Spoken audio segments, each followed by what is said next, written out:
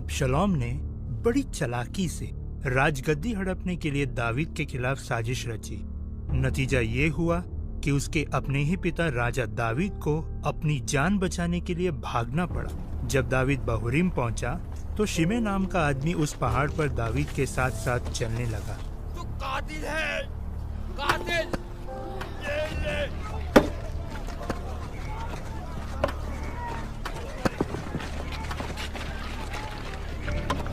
इसकी ये मजाल कि मेरे मालिक राजा को शाप दे। ये तो मरे हुए कुत्ते के समान है। तू हुक्म दे तो मैं जाके उसका सिर काट डालूं। उसके बाद क्या हुआ? उसने ऐसा कुछ नहीं किया। उसने सब्र रखा। उसे शाप देने दो। क्या पता यहोवा मेरा दुख देखे और मेरे साथ फिर से भलाई करे।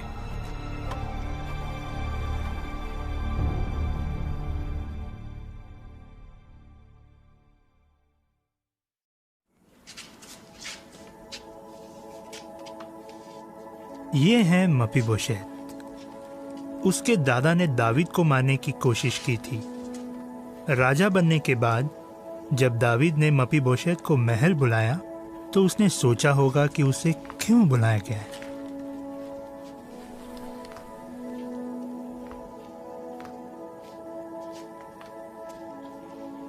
क्या आज्ञा मालिक? मपीबोशेत, घबरा मत। मैं तेरे पिता योनातान की खातिर जरूर तेरे साथ कृपा से पेश आऊंगा। मैं तेरे दादा शाऊल की सारी जमीन तुझे लौटा दूंगा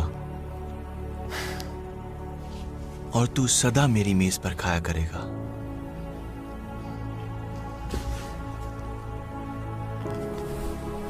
तेरा ये सेवक तो कुछ भी नहीं है। मैं बस एक मरे हुए कुत्ते के समान हूं। फिर भी तूने मुझ पर ध्यान दिया। आजा।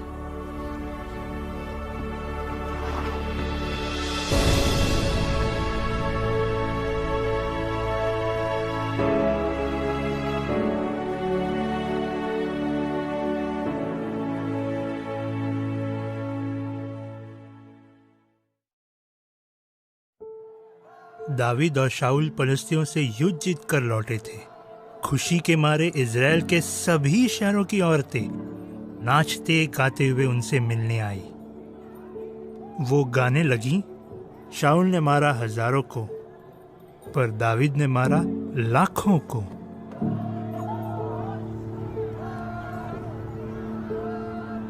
बस इसके राजा बनने की देर रह गई है अब।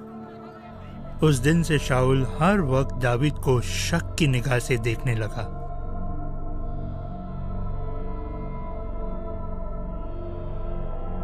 शाऊल के मन में दावीद के लिए इतनी जलन भर गई कि वो उसका दुश्मन बन गया, और यहोवा का भी। दावीद बहुत मशहूर था, दिखने में सुंदर और हट्टा-कट्टा था। वो संगीत बजाने में भी बहुत माहिर था, और यहोवा ने उसे इज़राइल का अगला राजा चुना था। ये मेरी बड़ी बेटी मेरब है। मैं इसकी शादी तुझसे करा दूंगा।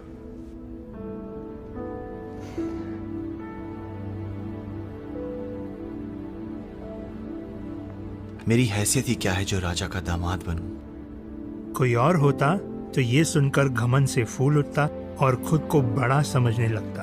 कुछ लोग ये समझ ही नहीं पा रहे थे कि दावीद इतना बड़ा सम्मान क्यों ठुकरा रहा है। दावीद, तेरे जैसा वीर योद्धा कोई नहीं है। इस सम्मान का तो तू हकदार है। मुझे युद्ध करना किसने सिखाया? मुझे तलवार की मार से किसने बचाया? यहोवा ही मेरी चट्टान है, उसी की तारीफ हो। उसके सामने इंसान है ही क्या?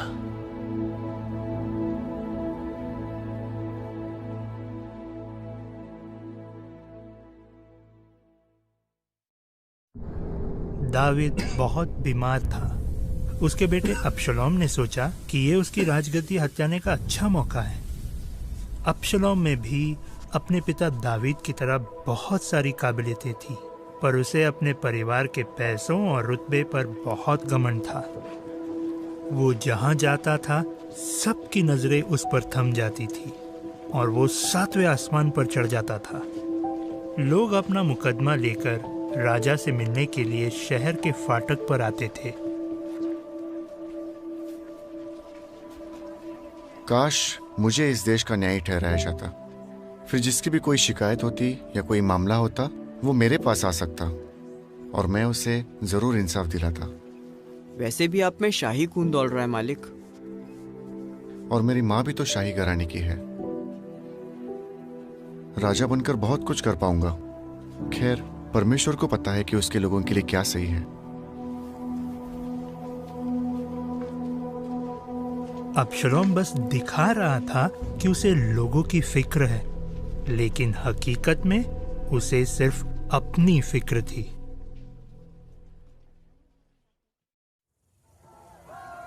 आखिरकार यहोवा के करार के संदूक को यरूशलेम लाया गया। दावीद और सब लोगों ने मिलकर जश्न मनाया। क्या ये भूल गया है कि ये राजा है? पागलों की तरह सबके सामने नाच रहा है।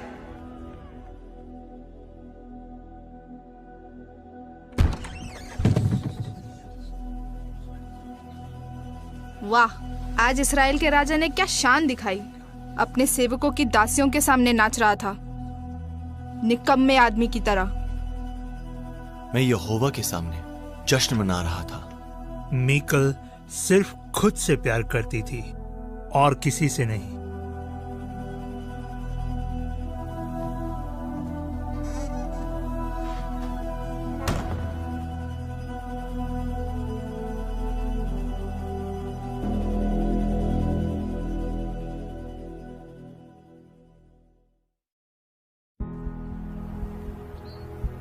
दावीद सालों से यहोवा का वफादार था, लेकिन फिर वो यहोवा की आज्ञाएं मानने में ढीला पड़ गया और उसने दूसरे की पत्नी का लालच किया।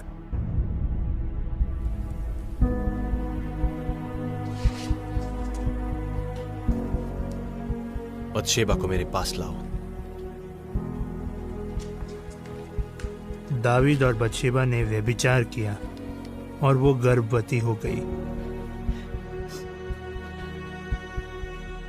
अपना पाप छिपाने के लिए दावीद ने चुपके से हुक्म दिया कि उसके पति को मार दिया जाए।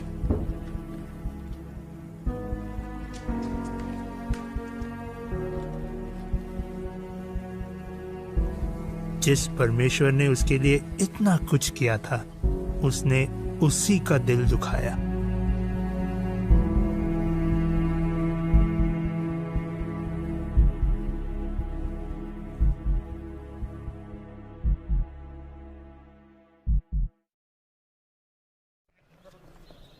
जब दावीद शाऊल से अपनी जान बचाकर भाग रहा था, तब दावीद के आदमियों ने नाबाल की भेड़ बकरियों की हिफाजत की थी। बदले में वो उससे कुछ खाने पीने की चीजें मांगने आए।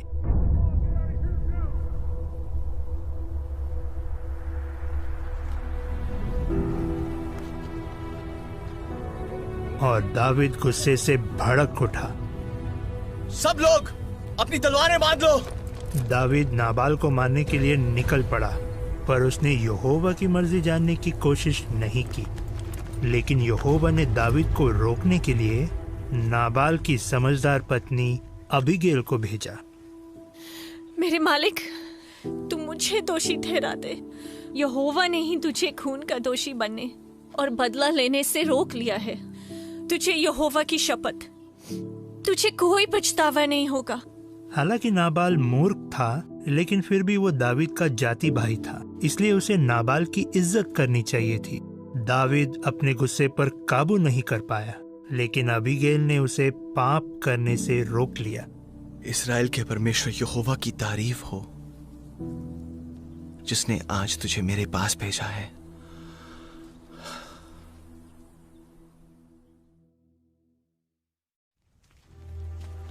अमालेकी लोग दावीद और उसके आदमियों के बीवी बच्चों को पकड़ कर ले गए और उसके आदमी कड़वाहट से भर गए। सब तेरी वजह से हमारे बीवी बच्चों को उठा ले गए। तूने उन्हें मौत के मुंह में धकेल दिया। जान के बदले जान, तू मौत के लायक है। भाइयों, हिम्मत मत हारो, यहोवा उन्हें छुड़ा लेगा, उस पर भरोसा रखो।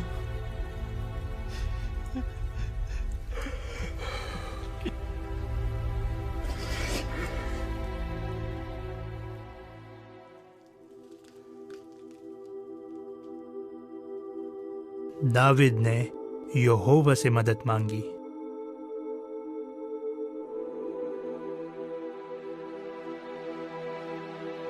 उसने अमालेकियों से युद्ध किया और उन सब को छुड़ा लिया जिन्हें अमालेकी उठा ले गए थे। उसने अपने मवेशियों को भी छुड़ा लिया। यहोवा ने हमें बचाया, उसने उस लुटेरे दल को हमारे हाथ में कर दिया। दाविद चाहता तो लूट का माल सिर्फ उन्हें दे सकता था जिन्होंने उस पर भरोसा किया था, लेकिन उसने ये सबको दिया। उसने उनकी गलतियों का हिसाब नहीं रखा।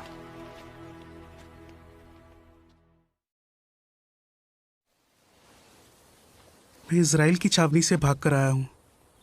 इज़राइल के बहुत से सैनिक मारे गए। शाऊल और उसका बेटा योनातान भी मारा गया। तुम्हें कैसे पता? मैंने ही उसे मारा है, क्योंकि उसी ने ऐसा करने को कहा था।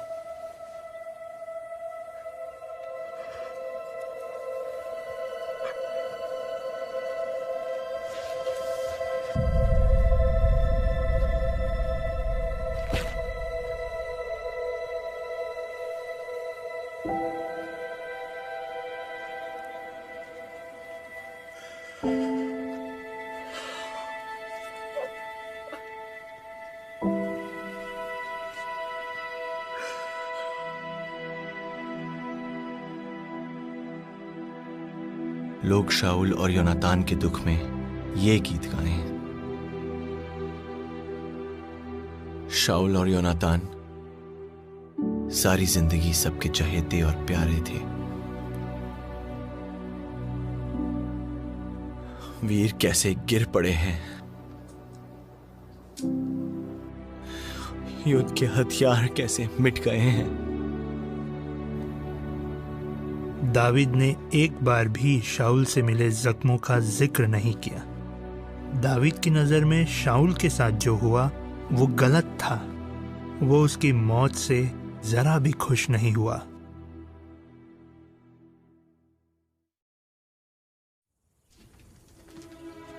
देख, मैं तो देवदार से बने महल में रह रहा हूं, जबकि यहोवा के करार का संदूक कपड़े से बने तंबू में है।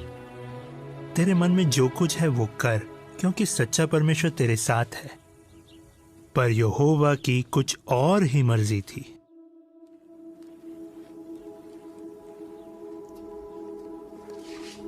दाविद। नातान, बोल नातान, क्या बात है? यहोवा तुझसे कहता है, मेरे निवास के लिए भवन बनाने वाला तू नहीं होगा। दाविद की जगह उसका बेटा सुलेमान यहोवा का भवन बनाता। लेकिन दाविद ये बात सुनकर हद से ज्यादा परेशान नहीं हुआ। वो ऐसा कोई काम नहीं करना चाहता था जिस पर यहोवा की आशीष न हो। दाविद ने इस बात को खुशी खुशी कबूल किया कि उसका बेटा ये भवन बनाएगा। यहाँ तक कि उसने अपने बेटे की मदद करने के लिए बहुत सारा सामान भी इकट्ठा किया।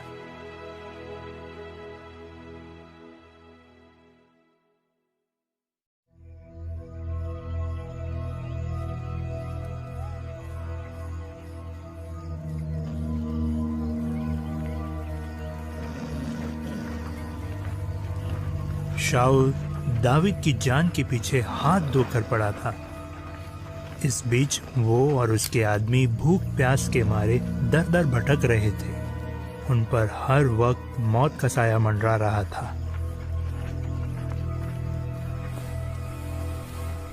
ये तो शाऊल है।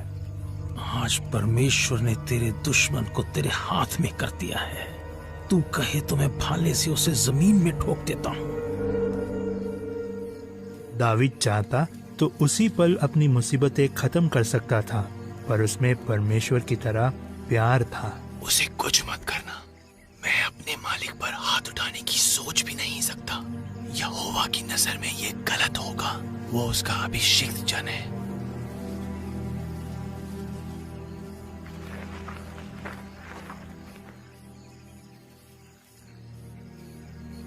शाऊल ने दावीद के साथ बहुत बुरा किया, लेकिन फिर भी दावीद को यहोवा पर भरोसा था कि यहोवा सच्चा न्याय करेगा।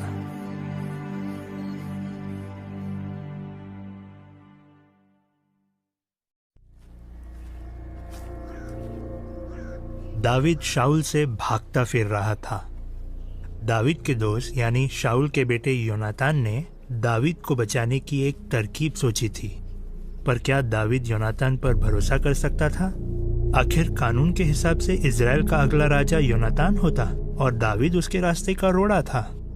शाऊल तो पहले ही धोखेबाज निकला था, अब क्या योनातान भी उसे धोखा देगा? कहीं दावीद योनातान पर भरोसा करके गलती तो नहीं कर रहा था?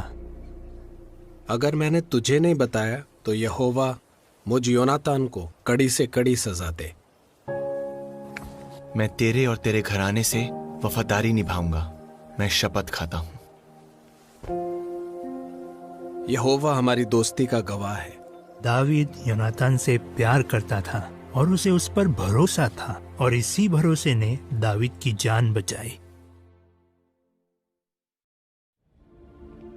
अब्नेर शाऊल की सेना का सेनापति था। उसने वीराने में दावीद का पीछा किया था, और जब दावीद राजा बना तो उसके दुश्मनों का साथ दिया था। तो फिर अब्नेर दावीद से क्यों मिलने आ रहा था? मेरे मालिक, हमारे साथ एक करार कर। अब से तू ही हमारा राजा है। यहोवा ने हमसे वादा किया है कि तू हमारा उद्धार करेगा।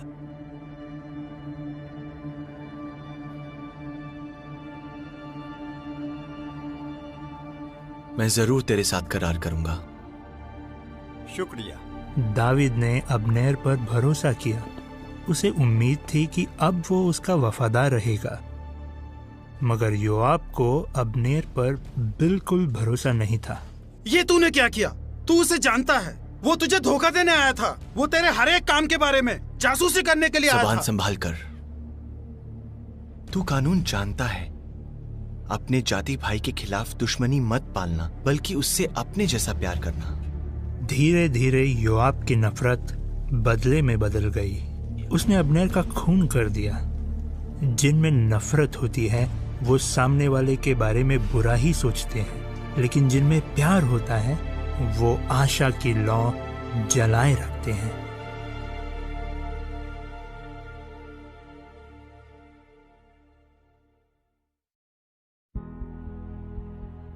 जब यहोवा ने दावीद को राजा के तौर पर चुना, तब तक यहोवा शाऊल को ठुकरा चुका था, लेकिन दावीद को राजा बनने में अभी बहुत साल बाकी थे। इन सालों को काटना उसके लिए आसान नहीं था। दावीद को भगौड़े की जिंदगी बितानी पड़ी। उसके खुद के आदमियों ने उसे मारने की धमकी दी।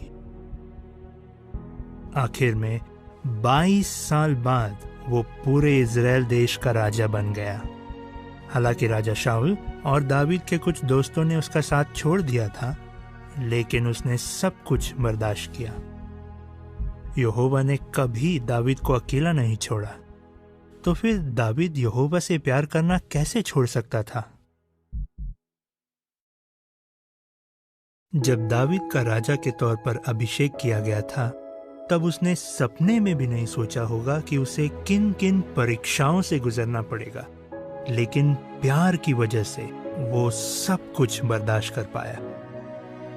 दावीद ने देखा कि अगर हमें प्यार ना हो तो हम जलने लग सकते हैं, घमंडी बन सकते हैं,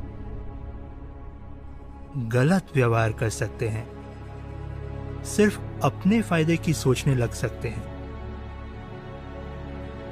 और भड़क सकते हैं। प्यार की वजह से दावीद सब्र रख सका, कृपा से पेश आ सका, डींगे मारने से दूर रह सका, चोट का हिसाब रखने के बजाय माफ कर सका। प्यार की वजह से वो बुरी बातों से खुश नहीं हुआ, बल्कि उसे सच्चाई से खुशी मिली। प्यार की वजह से ही वो सब कुछ बर्दाश्त कर सका, सब बातों पर यकीन कर सका, सब बातों की आशा रख सका और धीरज से सब कुछ सह सका।